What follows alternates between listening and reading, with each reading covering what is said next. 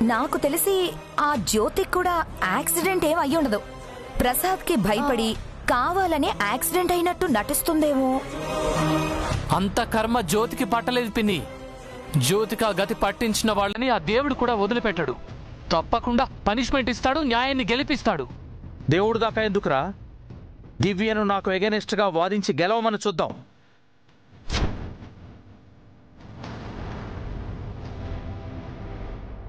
తను వాదిస్తే మీరు అంటుకోగలరా? ఆపగలరా? తన మాటల ధాటికి మీరు తట్టుకోగలరా? ఏమండి చెప్పండి. అప్పుడే మర్చిపోయారా? మన కేసులో ఏమైంది? నల్లకోటు వేయకుండానే మీతో తెల్లమోహం వేసుకునేలా చెయ్యలేదా? మీకు వ్యతిరేకంగా వాదించి గెలవలేదా?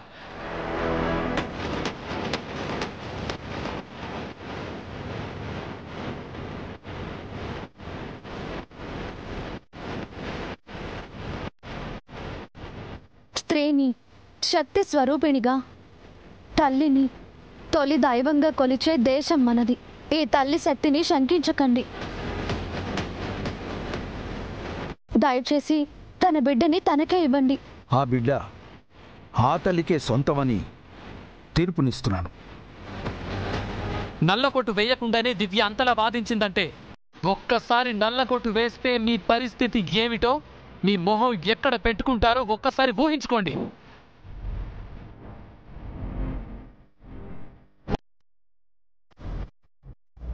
ఏవండి, ఏంటండి మావయ్య గారితో మీరు ఆ మాటలు? క్షమించండి మావయ్య, మీకు వ్యతిరేకంగా వాదించే ఉద్దేశం నాకు లేదు. మీరు కోర్టుకు వెళ్ళండి. చిన్నత్తయ్య, మావయ్య గారిని తీసుకువెళ్ళండి. ఎందుకండి వాళ్ళకు భయపడతారు? మీకేం తక్కువ? మీరెందులో తక్కువ? ప్లీజ్ అండి, మీకు దండం పెడతాను. అనవసరంగా మీరు ఏదేదో మాట్లాడకండి. మావయ్య గారు, మీరు బయలుదేరండి. ఆ విడాకుల కేసు ఆ దేవుడే చూసుకుంటాడు. చిన్నత్తయ్య గారు, మావయ్య గారిని తీసుకువెళ్ళండి. ప్రసాదు పద. వెళ్ళండి వెళ్ళండి. మీరిలా అన్యాయంగా బతకాల్సిందే. న్యాయంగా బతకడం మీ వల్ల కాదు.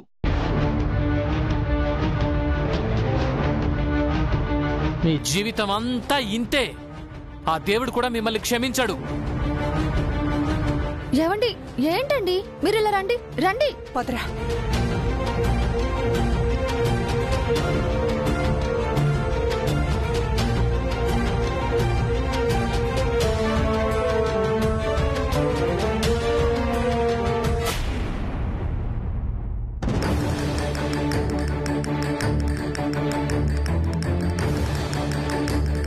లాయరమ్మ ఇంటి ఇంకా రావడం లేదు. ఏంటి ఏంటి నీ లాయర్ కోసం ఎదురు చూస్తున్నావా? తను రాదు. ఎందుకు రాదు? నా కేసు వాదించమని లాయరమ్మకి దివ్యమ్మ గారు చెప్పారు. నీ కేసు వాదించొద్దని మా భువనమ్మ గారు చెప్పారు. వినకపోతే మీ లాయరమ్మ గారి కాళ్ళు చేతులు విరిచేసి హాస్పిటల్లో పడుకోబెడతారు. ఏంటి మీరు చెప్పేది? మరదే మనతో పెట్టుకుంటే ఇలా ఉంటుంది. ఇక నీ గురించి వాదించడానికి దివ్యమ్మ కాదు కదా, ఏ దుర్గమ్మ రాదు. రండి. అది కాదు. ఏంటండి మీరు మావయ్య గారిని అలా రెచ్చగొడతారేంటి? మరి ఆయన ఆవిడ అనే మాటలు బాగున్నాయా చెప్పండి? అన్యాయం వైపు వాదిస్తూ కూడా ఏదో మంచి పని చేస్తున్నట్టు తెగ బిల్డప్ ఇస్తున్నారు. అత్తయ్య, మీరైనా ఆయనకి చెప్పండి అత్తయ్య. నువ్వు లాయర్ అన్న సంగతి నాకెందుకు చెప్పలేదమ్మా? అబ్బా, అదేమంత పెద్ద విషయం కాదత్తయ్య. పెద్ద విషయం కాదా? అమ్మా, మొన్నేం జరిగిందో తెలుసా? కోర్టులో మీ ఆయనకి ముచ్చెమటలు పట్టించింది. స్త్రీని శక్తి స్వరూపిణిగా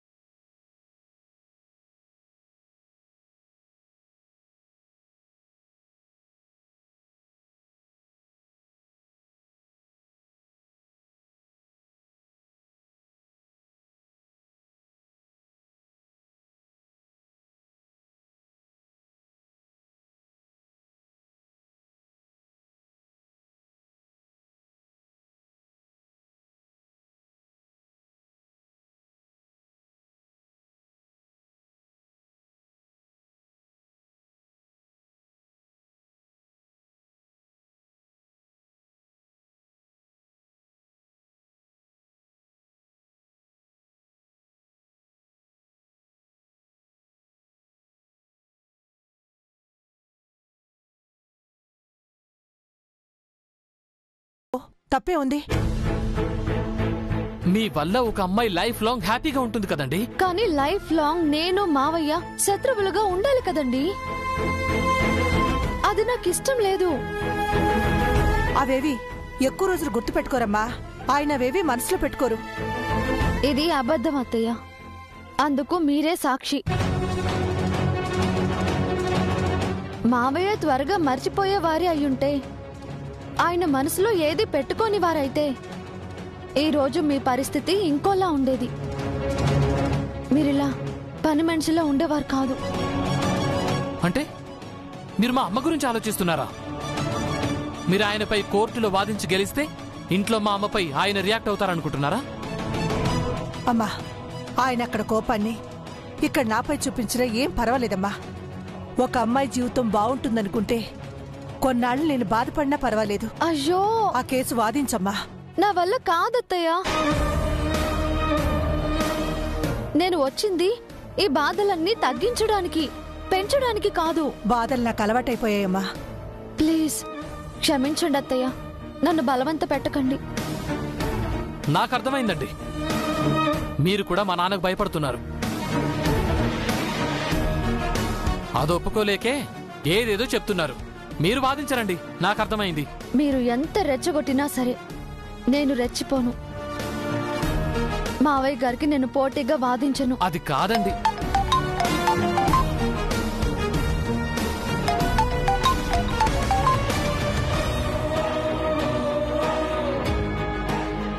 హలో, ఎవరండి? నేను మేడం. ఓ, మీరా అండి? జ్యోతి మేడం హాస్పిటల్లో ఉన్నారంట కదా మేడం? అవునండి, తనకి నిన్న యాక్సిడెంట్ అయింది. అది ఎలా అయిందో నాకు అర్థమైంది మేడం. ఇంకా నా కేసుని ఎవరు వాదించరు కదా? చూడండి, జడ్జి గారు పెట్టిన గవర్నమెంట్ లాయర్ వాదిస్తారు. వద్దు మేడం, ఇంకా వాయిదాలకి తిరిగే ఓపిక నాకు లేదు. నేను గెలుస్తానన్న నమ్మకం నాకు లేదు. చావు తప్ప నాకు ఇంకో దారి లేదు. ఏమంటున్నావమ్మా నువ్వు? ఈ కేసు ఓడిపోతే నాకు భర్త ఉండడు, నా బిడ్డకు తండ్రి ఉండడు, మా ఇద్దరికి భవిష్యత్తు ఉండదు. దానికన్నా చావడం మంచిది. ఇప్పుడే నేను నా బిడ్డ ఏ నుయ్యో గుయ్యో చూసుకుంటాం మేడం. ఆగమ్మా ప్లీజ్, తొందర పడకు. ఉంటాను మేడం. అమ్మమ్మ ప్లీజ్ అమ్మ, ఫోన్ పెట్టేయద్దు, నా మాట విను. మీరు చెప్పారని ఇన్నాళ్ళు ఆగాను మేడం. మీ మాటలే మా ప్రాణాలను నిలబెట్టాయి. మీరు చెయ్యాల్సిందంతా చేశారు. మీ చేతుల్లో కూడా ఏమీ లేదని తెలిసిపోయింది. మిమ్మల్ని ఇబ్బంది పెట్టను మేడం. సెలవు మేడం. అమ్మ ఒక్క అరగంట టైం ఇవ్వు నాకు. ఎందుకు మేడం? మీకోసం ఒక లాయర్ వాదిస్తున్నారు. ఎవరు మేడం? మీ తరపున వాదించి మిమ్మల్ని గెలిపించే లాయర్. మీ భవిష్యత్తుకి భరోసా ఇచ్చే లాయర్ వస్తున్నారు. సరే మేడం, మీరింతగా చెప్తున్నారు కాబట్టి అరగంట ఎదురు చూస్తాను. ఆ లోపు ఎవరు రాకపోతే మమ్మల్ని క్షమించండి మేడం. లేదమ్మా, మిమ్మల్ని నేను చావనివ్వను. ధైర్యంగా ఉండండి, సరేనా? ఎవరండి ఆ లాయరు? ఎవరమ్మా? ఎవరిని పంపిస్తున్నావు? ఎవరో ఒకరు ఉంటారు కదత్తయ్య. న్యాయాన్ని గెలిపించాలని, ధర్మాన్ని కాపాడాలని, కొందరి ప్రాణాలని నిలబెట్టాలని. ఎవరి నీ తరపున వాదించేది? ఎవ్వరూ రారు, వచ్చినా గెలవలేరు. గెలవాలంటే వాళ్ళు ఎవరై ఉండాలో తెలుసా? దేవుడు తప్ప ఎవ్వరూ అలా అనుకోరండి. ధర్మాన్ని నిలబెట్టడం, న్యాయాన్ని గెలిపించటం, ప్రాణాల్ని కాపాడడం ఆ దేవుడి పనే. అయితే ఆ దేవుడే వస్తాడు. ఎక్కడి నుంచి వస్తాడే ఆ దేవుడు? పైనుంచి దిగొస్తాడా లేక నేలను చీల్చుకొని వస్తాడా? ఈ ప్రపంచానికి మంచి చేయాలి అనుకున్నప్పుడు దేవుడు అమాంతం ప్రత్యక్షం కాలేడు. ఒక చిన్నారి శిశువుకు జన్మనిచ్చాడు. ఆ శిశువే పెరిగి పెద్దయి దేవుడయ్యాడు. అమ్మ గర్భం నుంచే దేవుడొస్తాడు. ఆకాశం నుంచో నేల నుంచో కాదు. మా దివ్యమ్మ మాటిచ్చిందంటే తప్పకుండా జరుగుతుంది. లాయర్ వస్తాడు.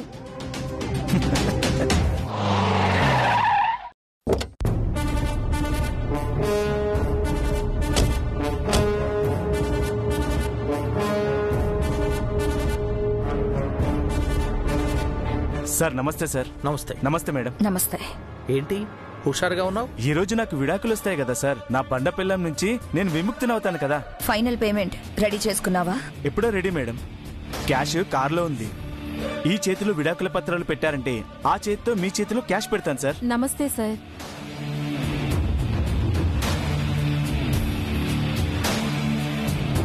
సార్ చూసారా కాబోయే నా మాజీ పిల్లాన్ని? కరెంట్ షాక్ కొట్టిన కాకిలా మొహం మాడిపోయింది.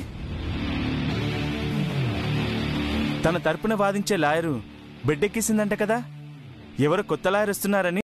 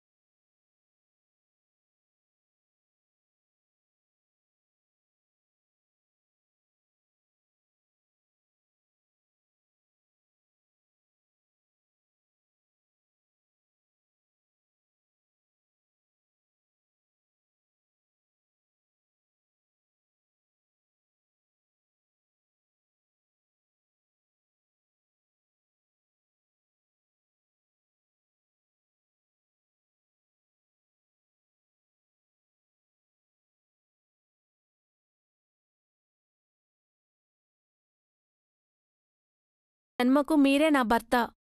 మరో తాళి నాకు అవసరం లేదు. అది నువ్వు అనుకుంటే సరిపోదు, కోర్టు తీర్పు ఇవ్వాలి. ఇస్తుంది సార్. కోర్టు నాకు న్యాయం చేస్తుంది. అంత ఖచ్చితంగా చెప్తున్నా? ఎవరే నీ లాయర్? ఎవరూ లేరు మేడం, ఊరికే చెప్తుంది. అయినా సార్కి వ్యతిరేకంగా వాదించడానికి ఎవరొస్తారు మేడం? వస్తున్నారు. ఎవరొస్తున్నారు? ఎవరొస్తున్నారు అని అడిగారు కదా, వస్తున్నారు చూడండి.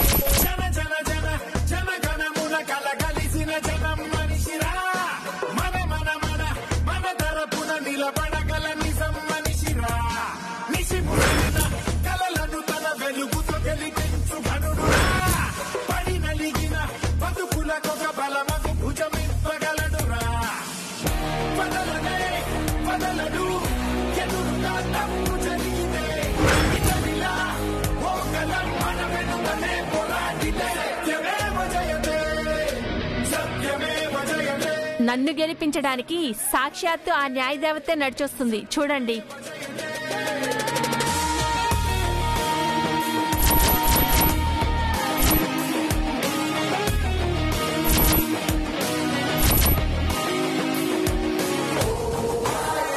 ఏంటి సార్, మీ కోడలు గారు నల్ల కొట్టేసుకొని వస్తున్నారు?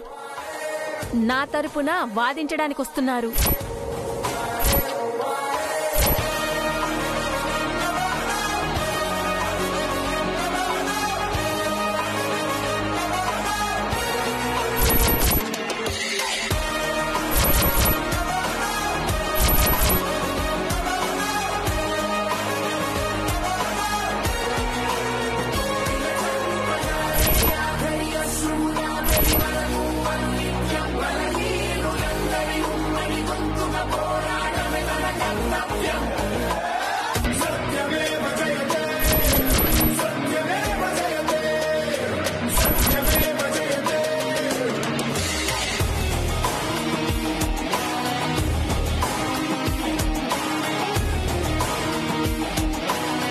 నమస్తే మేడం. నమస్తే సార్. నా కోసం వేరే లాయర్ వస్తారనుకున్నాను, మీరే వచ్చారా? వైట్ ఆప్రాన్ వేసుకొని ఇంట్లో వంట చేసుకోకుండా బ్లాక్ కోట్ వేసుకుని కోర్టుకొచ్చేవేంటి దివ్య? ఏ కోర్టు లేకుండా మీరు కోర్టుకొచ్చారేంటి పిన్ని? ఈ అమ్మాయి తరఫున నాకు వ్యతిరేకంగా వాదించటం కోసం వచ్చావట, నిజమేనా? మీకు వ్యతిరేకంగా కాదు మావయ్య, న్యాయానికి అనుకూలంగా వాదించడానికి వచ్చాను. అంటే ఆయన అన్యాయానికి బత్తాసుగా వాదిస్తున్నారు అని అంటున్నావా? భార్యాభర్తల్ని విడదీయటం అన్యాయమే కదా పిన్ని. నాతో వాదించి గెలుస్తాననుకుంటున్నావా నువ్వు? గెలుపోటములు దైవ నిర్ణయాలు మావయ్య. ఈ మాట మరో చోట చెల్లుతుంది, కానీ ఈ కోర్టులో నేను చెప్పిందే చెల్లుతుంది. నీ మాట జడ్జి గారు వింటారు, కానీ నేను చెప్పమన్న తీర్పే ఇస్తారు.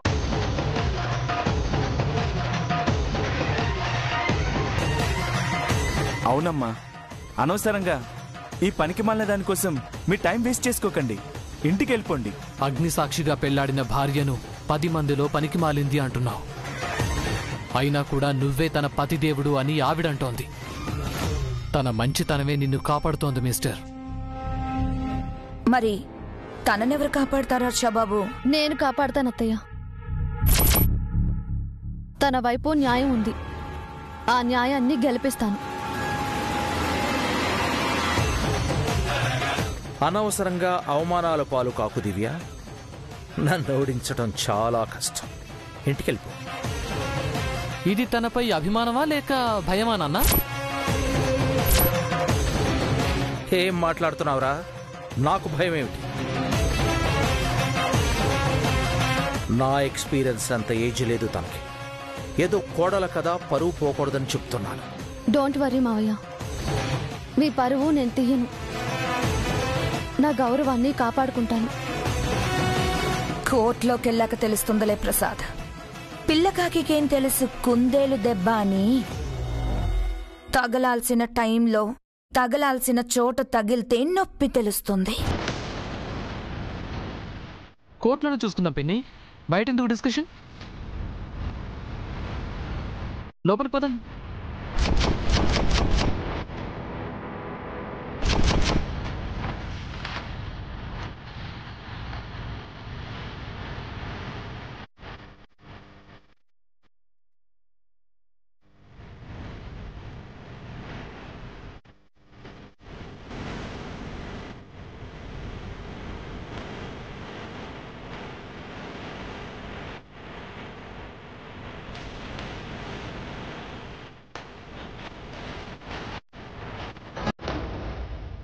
వెళ్దాం పదండి. రండమ్మా.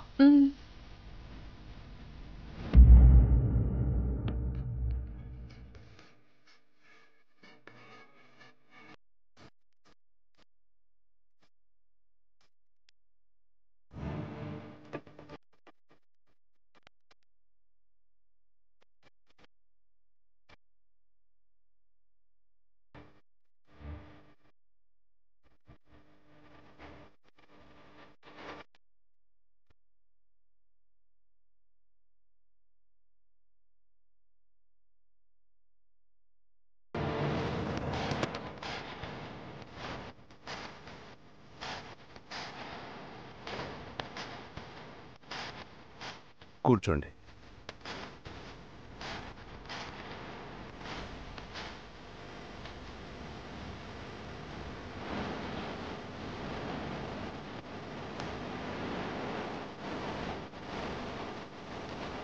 కేస్ నెంబర్ 322/42 రమణి సుబ్బారావు.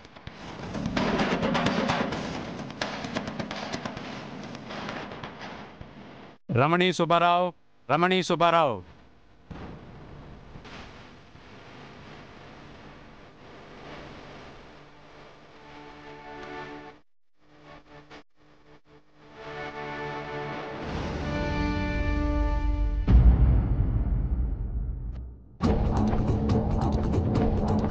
Yes, proceed.